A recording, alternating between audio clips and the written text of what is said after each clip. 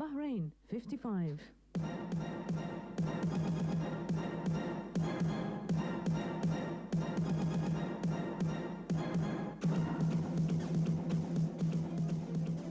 Hello, welcome to Take Two. It's nice to have you with us again.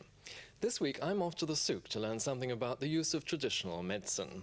And incidentally, talking about traditional medicine, a lot of people, and we mean a lot, have either missed our feature on a henna night or asked us to see it again. So we decided, therefore, to show you a henna night again tonight. What do you think? It's a good idea.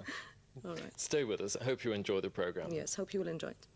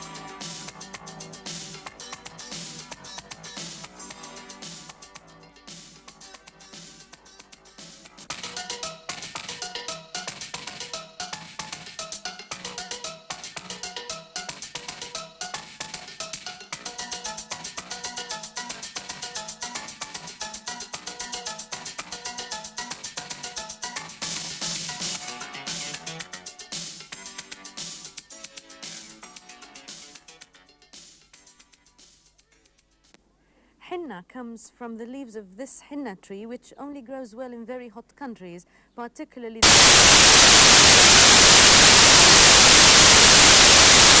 in late summer, and the flowers have a lovely strong smell.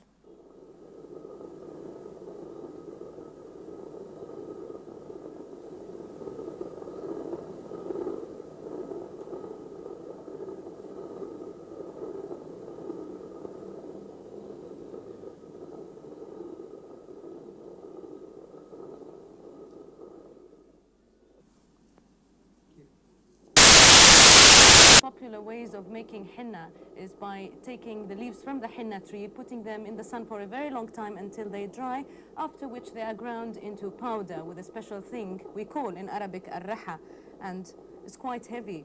Nowadays we can buy the henna ready for use in a powder form from what we call al-hawaj, and there's lots of them in the souk area. One of the most popular ways of making a henna mixture is putting the henna powder, mixing it with the right quantities of water and with little pieces of black lemon, which we call lumi, and then it becomes, it turns into a moistured mixture.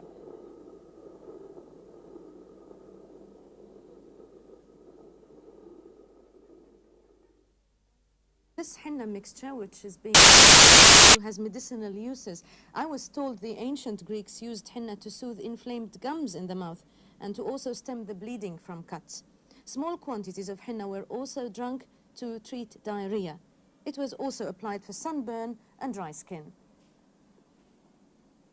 Most importantly, henna was and still is widely used in Bahrain for headaches by applying the moistured mixture on the head. It's supposed to cool off.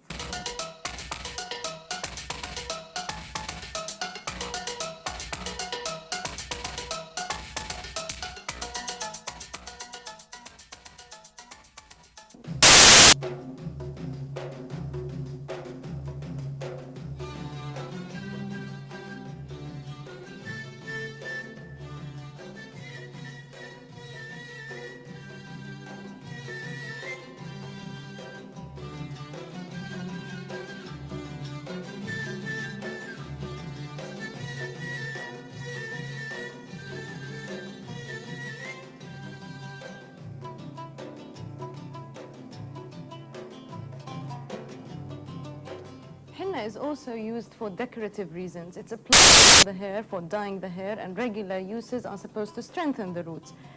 Women also in Bahrain apply it on the hands and feet on different occasions, religious and social ones. One of the most popular occasions is the henna night. Let's see that together.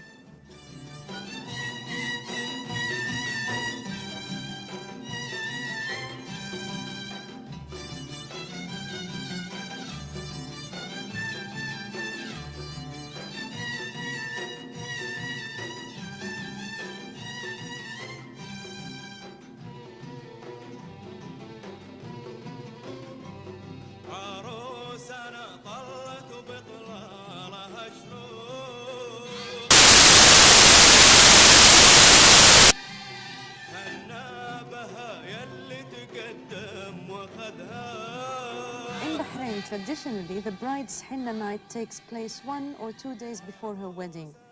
The ceremony is held in the bride's home, and the actual application of the henna to the hands and feet is performed by a woman who is a mother of several children.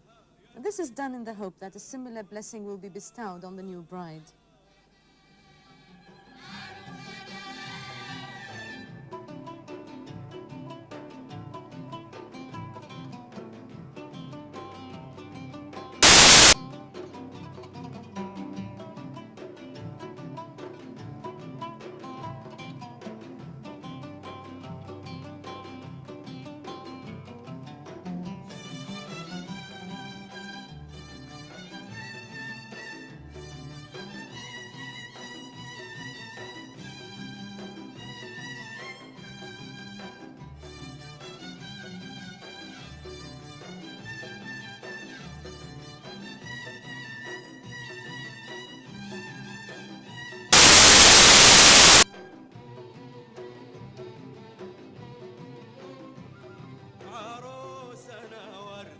Using a match or a pin, intricate designs are applied to the skin, in much the same way as walls are decorated inside houses. The main patterns formed with triangles, circles, and even dots.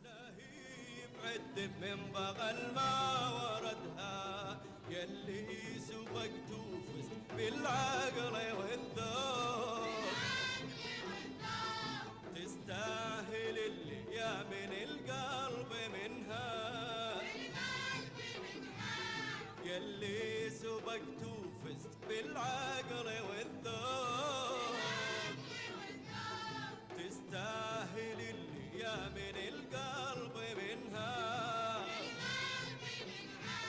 عروسنا وردي ولا جلب للسوق لا هي بعد من بغل ما وردها عروسنا وردي ولا جلب للسوق لا هي. The use of henna symbolizes in the Bahraini culture love, strong passion, good luck, peace, and a very happy life.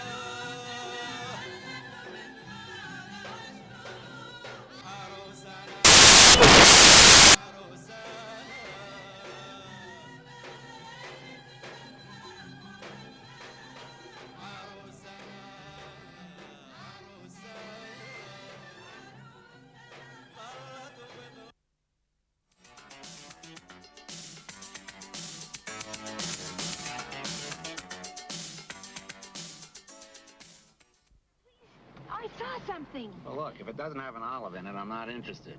Please. Good. And here's what you can see on 55 next week, starting with tomorrow. This Thursday at 9:30, you can watch a film entitled... Come here! Look! Wouldn't that look great in the living room? No. Oh, Sam. How much is he? $40. $40? Hey, it comes with a legend. How much without the legend? What's the legend? The ancients say that under certain conditions, the owner of that statue will be granted a wish. What are the conditions? When the sun stars are at one with the hearts of the believers, the legend will come true. Well, what is that supposed to mean? That part's a little fuzzy. Well, I don't pay $40 for fuzz. I don't care. I want it. Here, hold this, Sam. 10, 20, 30, 40. You don't know what I'm gonna say. My job. That's enough, soldier. Sit down!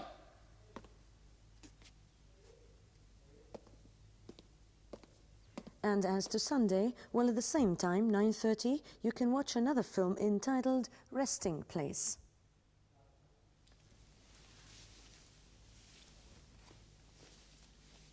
All right, special. Cut.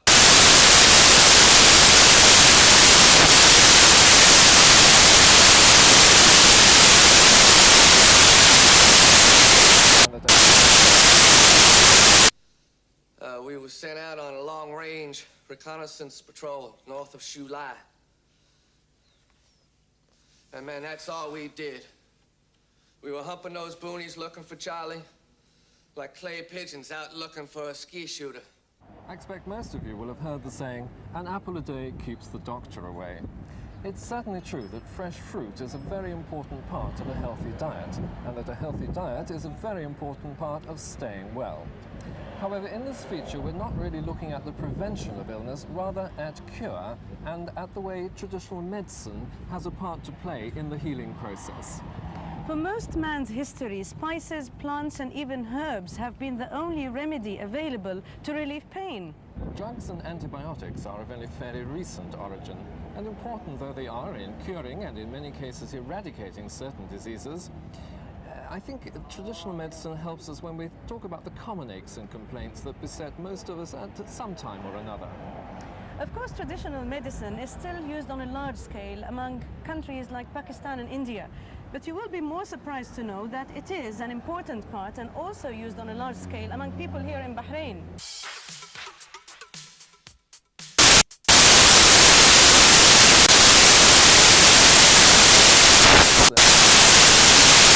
Bahrain.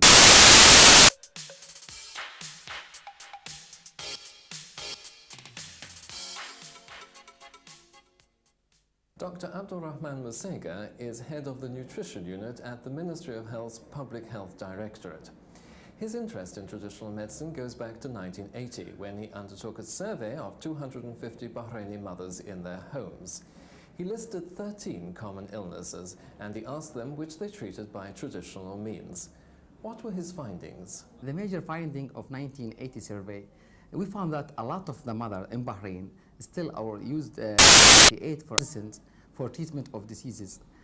Really, but the most important things we found is depend really on the kind of disease. Some of diseases we found many mothers they used traditional medicines. Other diseases still. For example, we found 64% of the mother used, or they did not use any kind of traditional medicine for treatment of headache or other disease like eye pain. But we found many mothers they used for about 87 or 78 for other disease. They used for abdominal pain, for constipation, for diarrhea, for many other things. So really the result differ from disease to disease. But the main conclusion that many mothers still use traditional medicines for treatment of diseases in Bahrain. We try to trace even the origin of these things, and we found that most of these traditional methods used were written really in old book, Islamic and Arabic book, long ago. Also, we try to compare our result with other results in other Middle East countries, and we found they are really very similar. One of the most example in Egypt, we found that of the traditional methods used here in Bahrain, they use the same thing as in Egypt. 2 years ago, Dr. Musega undertook a further survey, but this time he focused on parents attending health centers, as he wanted to know what effect education had had on people's use of traditional medicine. Had things changed much? In the second survey, really we aimed to see if there is any change in the traditional medicines and what's the other variables influence the traditional medicines in Bahrain, the use of traditional method, like sex and education level. There is no significant change in the using of traditional medicines, but we found that mothers use traditional methods than fathers. The other things, we found that education level highly influence the use of traditional medicine. I mean, as education increase, the use of traditional medicine decrease.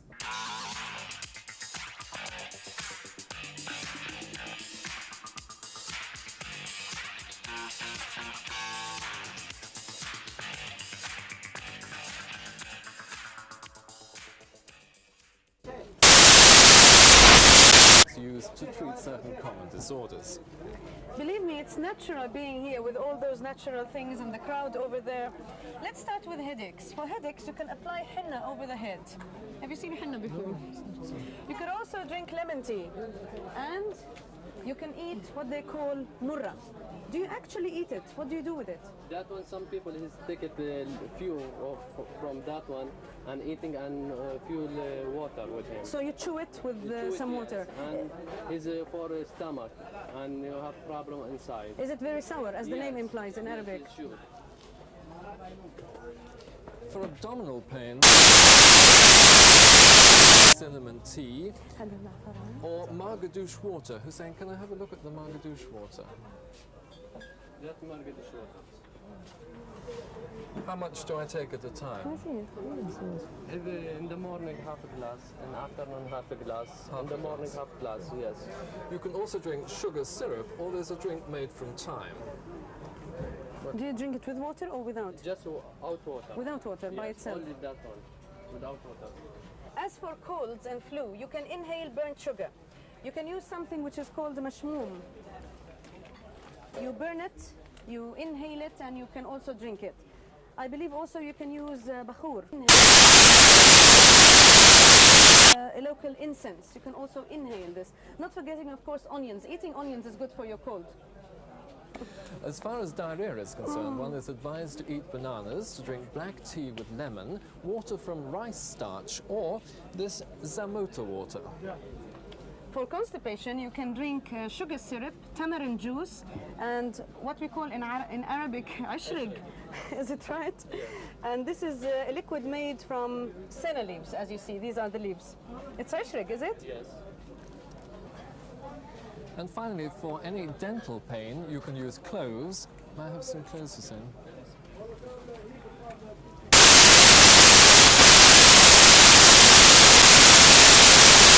This, which is called duruma. You can buy these natural products at many places in Bahrain.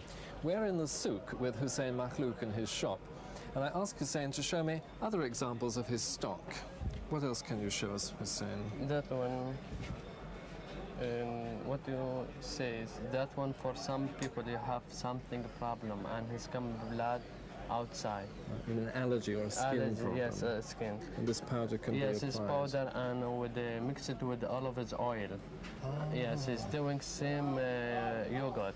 And he's put it in night before his sleep. Yes. Great.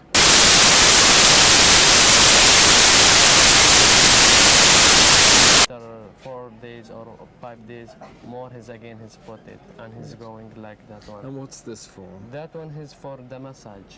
Massage the whole body? Yes, yes. What's it made of? What is that it? from Saudi Arabia, and he's from the animals. It's animal fat? Yes. Great. And he's for some people who have tired or something problem. He's take it with the oil, something, he's boil it in the tea, and he's doing for the massage. For the massage. Yes. What about blood pressure? If someone has high blood yes, pressure? for the blood pressure, he's take it that one. His name Sheikh. Sheikh? Sheikh. Yes. And I have another one, his name is Maramia. That one is boiled it, same the tea, and he's drinking night.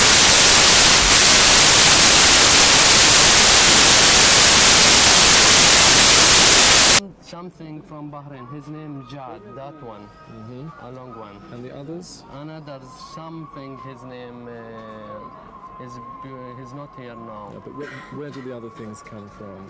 From Bahrain, only that one is Jad. And you have from Saudi Arabia, and from Indian, and from the Persian, Iran, and from Singapore, and from Pakistan. Only that one. Hussein, you promised to give me some henna. Yes, will I give it to you now? Who are your customers? My customers Bahraini and from Saudi Arabia, from the Gulf, and some people is from outside, English, and some people Indian, Pakistan, like that one. that one every time. Only this Arabs come. Sometimes people hesitate in Bahrain a long time.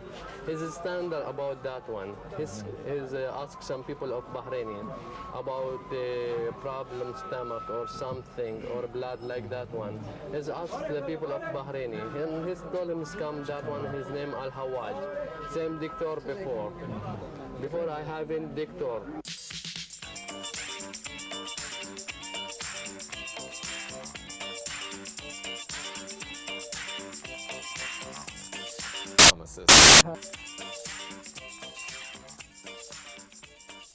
But what about pharmacists? Does Mohammad Al-Naruti ever supply any natural products in packaged and prepared forms? Yeah. Yes, we have. We got many kinds of natural products which containing only a natural product. There is no chemicals at all. If you want me to give you some examples, I have something like that. This is containing, this is a syrup to treat the constipation, the chronic constipation. It is a regulator for the intestine.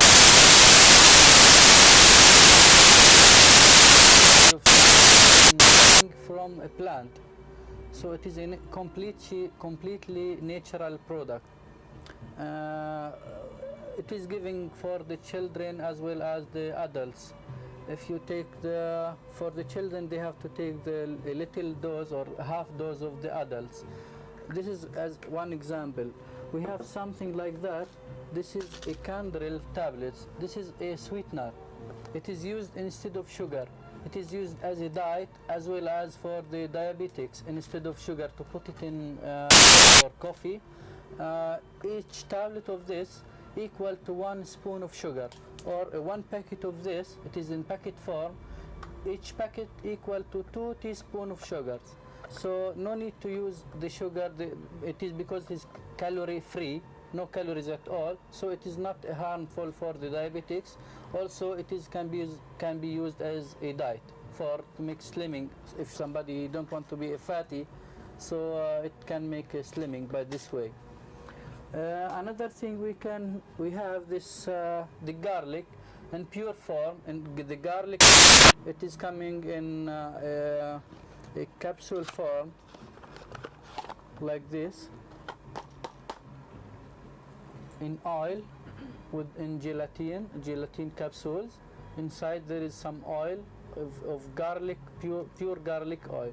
So the patient, he can take 1 capsule or 2 capsules a day to treat everything. It can be used for everything, to reduce cholesterol, to regulate the stomach problems, to regulate every blood problem. What's the medical profession's current thinking?